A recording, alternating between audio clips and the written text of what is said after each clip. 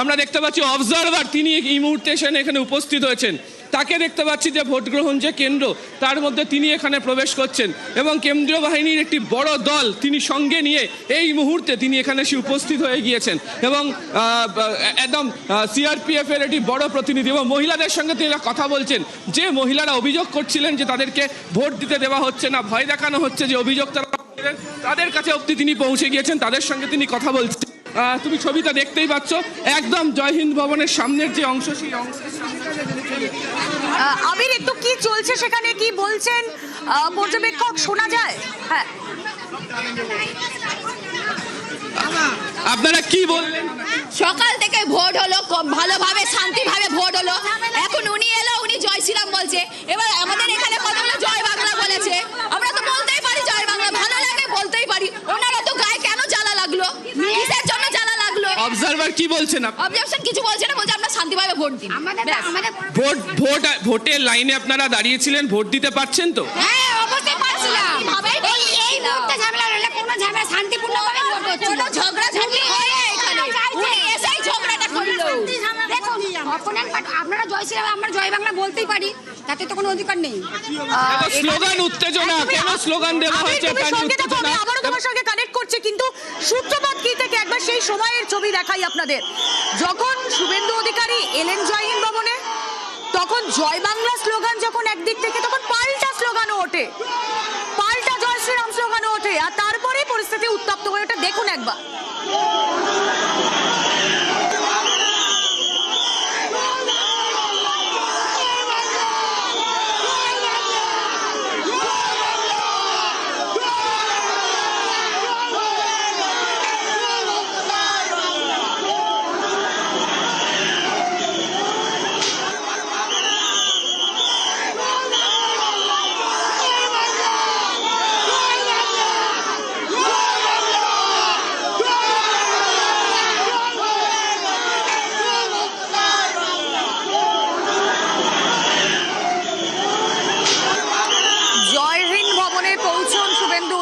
কর্মী সমর্থকরা জয় শ্রীরাম স্লোগান দিতে থাকেন, জমায়েত করা উল্টো দিকে তৃণমূল কর্মী সমর্থকরা তারাও পাল্টা জয় বাংলা স্লোগান দিতে থাকেন। স্লোগান পাল্টা স্লোগানে পরিস্থিতি উত্তপ্ত হয়ে ওঠে। ভবানীপুরে যে ছবি আপনারা দেখছেন,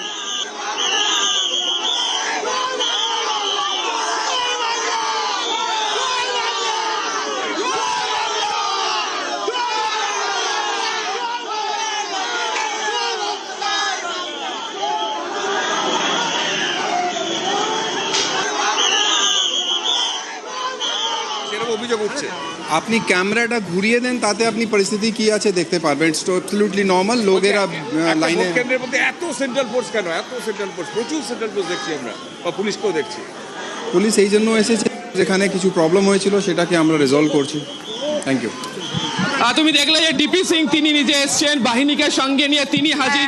কলকাতা পুলিশের র্যাব এখানে আসতে শুরু করেছে, কেন্দ্রীয় বাহিনী তারা প্রবেশ করেছে এবং বুথের সামনে থেকে কালীঘাট পটুয়াপাড়ার দিকে যেখানে জমায়েত হয়ে রয়েছে সেদিকে কলকাতা পুলিশের বাহিনী এগিয়ে যাচ্ছে। ডিপি সিং তিনি সামনে এগিয়ে যাচ্ছেন এবং তুমি দেখতে পাচ্ছ যে তার সামনে তাকে ঘিরেও যারা এখানে রয়েছেন তারাও বিক্ষোভ করতে শুরু করে। তাদের বক্তব্য, তাদের ভোট স্লোগান দেওয়া হয়েছে ডিপি সিং এর সামনে, তারা এই মুহূর্তে বিক্ষোভ দেখাচ্ছেন। এখানে যারা